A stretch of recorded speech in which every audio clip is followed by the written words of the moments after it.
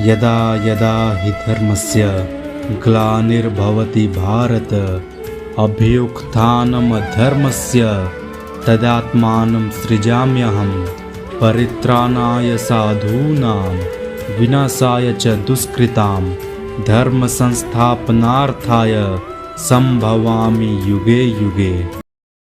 जय जगन्नाथ।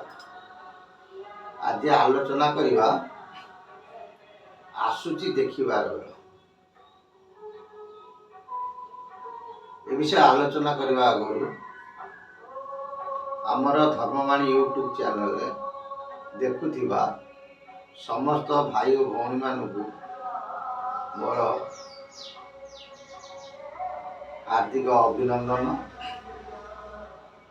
आमर देह खराब थिबा हेतु आमे एपिसोड करि पार नथिलु। से अनेक भाई मान एवं भौणी मान मन मध्य दुखित आम पाखक बारंबार फोन करती। जाऊ प्रभु जगन्नाथ करुणा आपण मान आशीर्वाद आम बर्तमान सुस्थ अच्छु। महाप्रभु आपण मान सदा सर्वदा मंगल विधान करंतु। जय जगन्नाथ। आज आलोचना करवा आसूची देखिबार बेल। आमको बहुत व्यक्ति विशेष फोन करती, सारे चारिआडे घटुची आमर कौन घटब ना। जाऊ ये खुशी लगे ये विपद रु केमी तरिया आम प्रभु चिंता करने कथा। आमर भाई माने बा अनेक भौणी मैंने फोन करती आमर केमी घटना घटू सब जमी पाश्चात्य देश सब घटुची सेमती घटू निश्चिंत घटो।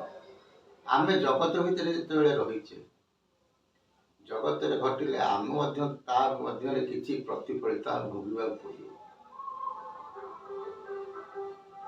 कारण महापुरुष मानकर वाणी अक्षर अक्षर सत्यता आम अनेक एपिसोड कही पांचटी जिनिस मिशिले जमी हुए मिक्सर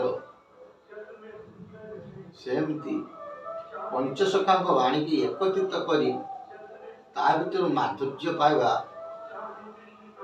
आम समस्त कर्तव्य। भल कथा मन रखी था छुआ।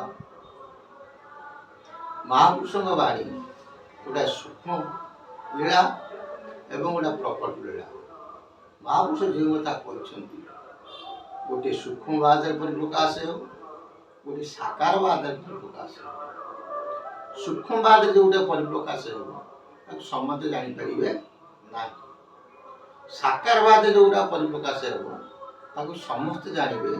समस्त माने किए से जो माने प्रभु को अंश विशेष भक्त मान जानीपारे जे चेतुआ भक्त माने से माने ही जानीपारे। वर्तमान समय तुम देख आम पाख भी आसती अनेक गुरुकुल जाऊँच महापुरुष जो लिखिं आगक यह सब घटव अमुक हम समुक हम जहाँ सब कहते मालिका पर अनेक तर्जमा चली अनेक गवेषक तर्जमा कर बहुत व्यक्ति विशेष बंची जावाई गुरुकूल कौन कहते आशीर्वाद किंतु वर्तमान समय निजर कर्म को प्रथम संपादन करवा विधेय तत्संगे संगे गुरु कृपा बहन करवा हेले आगु जो कराल समय आसूचे से तरीजा हूँ मीन शनि अनेक व्यक्ति विशेष आम फोन कर आम जाचु अनेक मीन शनि एमती भोग कला मीन राशि शनि संसार है। किंतु महापुरुष जो कहले अंतिम पर्याय जो मीन शनि कथा कहते एवं सन्त भीम भाई मीन शनि कथा कहते से दिव्य देवं रजा समय विषय नुहे आंपर जे बालमुकुंद आसवे समय जी हे रजा समय मीन शनि गुरुवार कौन हम एवं से समय 13 दिनिया पक्ष पड़े। କାରଣ ଭୀମଭୋଇଙ୍କ ମତରେ ମୁକୁନ୍ଦ ଦେବଙ୍କ 32 ଠାରୁ 34 ପର୍ଯ୍ୟନ୍ତ ହେବ ମିନସନି ଶୁଣ ଶାକମ୍ବରୀ ଯେତିକି କଳଙ୍କି ଭକ୍ତି ସେ ଯାହା ଲେଖିଛନ୍ତି ଠିକ।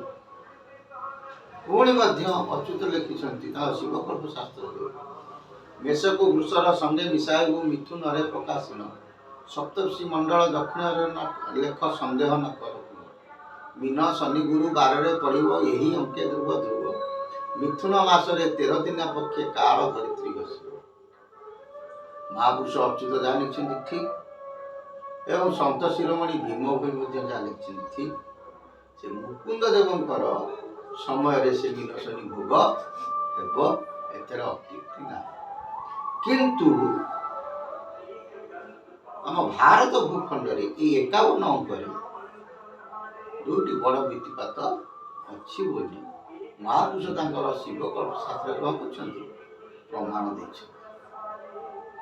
କହିଲେ 3 ନବ ଅଙ୍କ ସମୀର ସଂଯୋଗ ବୃହସ୍ପତି ସନ୍ଧ୍ୟା କାଳେ ଶୁକ୍ରବାର ରାତି ପଞ୍ଚମୀ ଯେ ତିଥି ସନ୍ଦେହ ନ କର ବାରେ। ଗୋଟେ ଅଚ୍ୟୁତ ବାଣୀ ଗୋଟେ ଶାସ୍ତ୍ର ଅଛି, ତା ଦେହରେ ପଦଟି ଲେଖା ଅଛି 3 ନବ ଅଙ୍କ ସମୀର ସଂଯୋଗ। ସମୀର ବୋଲନ୍ତି ମନେ ରଖିଥା, ପବନ ବୋଲନ୍ତି କହନ୍ତି 2 ପବନ, ପୁଣି କେତେକ ସ୍ଥାନରେ କହନ୍ତି 12 ପବନ, ଫେର କେତେକ ସ୍ଥାନରେ ମଧ୍ୟ କହନ୍ତି 49 ପବନ। ଏଠି ମହାପୁରୁଷଙ୍କର ବାଣୀକି ହିସାବ କରିବା କହିଲେ 3 ନବ ଅଙ୍କ ସମୀର ସଂଯୋଗ, 3 ନବ ଅଙ୍କ ମାନେ 39। ସମୀର ସଂଯୋଗ, ସମୀର ବୋଲନ୍ତି 12 ମିଶିକି ଦେଲା 51। କହିଲେ 51 ଅଙ୍କରେ ଭାରତ ଭୂଖଣ୍ଡରେ ଗୋଟେ କ'ଣ ହବ ଭୟଙ୍କର ପୁନର୍ବାର ସାଇକ୍ଲୋନ ସୃଷ୍ଟି ହେବ। କି ବାର ହେଇଥିବ ନା ଶୁକ୍ରବାର ହେଇଥିବ, ପଞ୍ଚମୀ ତିଥି ମଧ୍ୟ ପଡ଼ିଥିବ ହେଲା। ସେଥିପାଇଁ କହିଲେ 3 ନବ ଅଙ୍କ ସମୀର ସଂଯୋଗ ବୃହସ୍ପତି ସନ୍ଧ୍ୟା କାଳେ ଶୁକ୍ରବାର ରାତି ପଞ୍ଚମୀ ଯେ ତିଥି ସନ୍ଦେହ ନ କର ଗୋଟେ ସାଇକ୍ଲୋନ ହବାର ଅଛି। ଏବଂ ପୁନଶ୍ଚ ମହାପୁରୁଷ ଶିବକଳ୍ପ ଶାସ୍ତ୍ରରେ କହିଲେ ବିଂଶ ବେନି ନବ ସମୀର ସଂଯୋଗ ବାସୁକୁ ଯେ ଅସ୍ତ ବ୍ୟସ୍ତ ମିନ ମାସ ଯିବ ମିଥୁନ ମାସରେ ମହି ହେବ ଭାରାଗ୍ରସ୍ତ 12 କରି ମୁଣ୍ଡ ହଲାଇବ ସହି ନ ପାରିବ ଭାରା ସ୍ଥାନେ ସ୍ଥାନେ ଜଳ ଉତ୍ପାତ ହୋଇବ ପ୍ରାଣୀ ହୋଇଯିବେ ସାରା। ବିଂଶ ବେନି ନବ, ବିଂଶ ବୋଲନ୍ତି 20, ବେନି ନବ ବୋଲନ୍ତି 29, ମିଶିକି ହେଲା 49। ସମୀର ସଂଯୋଗ, ସମୀର ବୋଲନ୍ତି 2 ପବନକୁ ଯୋଗ କରିବ ହେଲା 51। କହିଲେ 51 ଅଙ୍କରେ ବାସୁକି ଯେ ଅସ୍ତବ୍ୟସ୍ତ, ବାସୁକି କ'ଣ ହେଇଯିବ ଅସ୍ତବ୍ୟସ୍ତ ହେବ। ଆମର ବେଦଶାସ୍ତ୍ର ମତରେ କହନ୍ତି ବସୁଧାକୁ ଅଷ୍ଟପୁଳା ନାଗକୁ ଧାରଣ କରୁଛି, କିନ୍ତୁ ବିଜ୍ଞାନ କହୁଛି କ'ଣ ଅଛି ସୂର୍ଯ୍ୟଙ୍କ ଚାରିପଟେ ପୃଥିବୀ ଘୁରୁଛି। ଆ ବିଷୟରେ ଆଲୋଚନା କଲେ ଅନେକ ସମୟ ଯିବ, କିନ୍ତୁ ମହାପୁରୁଷଙ୍କ ଭାଷାରେ ବସୁମାତାକୁ ଯେଉଁ ପୃଥିବୀ କି ଯେଉଁ ବାସୁକି ନାଗ ଧାରଣ କରିଛନ୍ତି ସେ ଅସ୍ତବ୍ୟସ୍ତ ହେଇଯିବେ କେତେ ଅଙ୍କରେ ନା 51। ମିନ ମାସ ଯିବ ମିଥୁନ ମାସରେ ମହି ହେବ ଭାରାଗ୍ରସ୍ତ, ମିନ ମାସ ପଳେଇବ ମାନେ ଚୈତ୍ର ମାସ ପଳେଇବ, ମିଥୁନ ମାସ ବୈଶାଖ ଜ୍ୟେଷ୍ଠ ଆଷାଢ଼ ମାସ, ଆଷାଢ଼ ମାସରେ କ'ଣ ହବ ଭାରାଗ୍ରସ୍ତ ମହି ହେବ। ବୁଝିଯାଉଛି ସେ ସମୟରେ ଗୋଟେ କ'ଣ ଗୋଟେ ଭିତ୍ତିପାତ ଭାରତ ଭୂଖଣ୍ଡରେ ଦେଖାଦେବ। କ'ଣ ଦେଖାଯିବ ନା 12 କରି ମୁଣ୍ଡ ହଲାଇବ ସହି ନ ପାରିବ ଭାରା ସ୍ଥାନେ ସ୍ଥାନେ ଜଳ ଉତ୍ପାତ ହୋଇବ ପ୍ରାଣୀ ହୋଇଯିବେ ସାରା। ସେ ସମୟରେ କ'ଣ ହବ ଭୂମିକମ୍ପର ବିଭୀଷିକା ଦେଖାଦେବ ଏବଂ ଜଳର ମଧ୍ୟ ବିଭୀଷିକା ଦେଖାଦେବ। ମହାପୁରୁଷ ଅଚ୍ୟୁତାନନ୍ଦ ଦାସ ତାଙ୍କର ଅଚ୍ୟୁତ ବାଣୀ ଏବଂ ଶିବକଳ୍ପ ଶାସ୍ତ୍ରରେ କ'ଣ କରିଛନ୍ତି ଲିପିବଦ୍ଧ କରିଛନ୍ତି। ଏହା କେତେ ସତ୍ୟ କେତେ ମିଥ୍ୟା ଆଗାମୀ ଭବିଷ୍ୟତ କହିବ, ସେ ପର୍ଯ୍ୟନ୍ତ ଆମେ ଅପେକ୍ଷା କରିବାକୁ ପଡ଼ିବ। ଏ ବିଚାର ମୋର ନୁହଁ, ଏ ବିଚାର ଆପଣମାନଙ୍କର। ସେଥିପାଇଁ ସେ ମହାପ୍ରଭୁଙ୍କ ସଦିଚ୍ଛା ପୂର୍ଣ୍ଣ ହଉ, ଅଚ୍ୟୁତଙ୍କ ସଦିଚ୍ଛା ପୂର୍ଣ୍ଣ ହଉ, କାରଣ ଏ ବାଣୀ ଅନ୍ୟଥା ହେବନି। ମହାପୁରୁଷ କହିଛନ୍ତି ସୀତା ଠାକୁରାଣୀ ଅସତୀ ହୋଇବେ ପର୍ବତ ଫୁଟିବ କହି ଅଚ୍ୟୁତ ବଚନ ତିଳେ ନ ଟଳିବ ପଥରର ଗାରରେ। ଏ ଅକାଟ୍ୟ ବଚନ ବୋଲି ମହାପୁରୁଷ ଅଚ୍ୟୁତ ଆମକୁ ଚେତନା ଦେଇଛନ୍ତି। ଇଏ ଭଗବାନ ଗୁରୁ କରିବାକୁ ହେଲେ କେବଳ ଗୁରୁ କୃପା ହିଁ କେବଳ, ତତ୍ସଙ୍ଗେ ସଙ୍ଗେ ନାମ ହିଁ ସତ୍ୟ, ନାମକୁ ଅନ୍ୱେଷଣ କରିବା ଆମମାନଙ୍କର କର୍ତ୍ତବ୍ୟ। ଜୟ ଜଗନ୍ନାଥ, ଜୟ ଜଗନ୍ନାଥ, ଜୟ ଶ୍ରୀ ଜଗନ୍ନାଥ।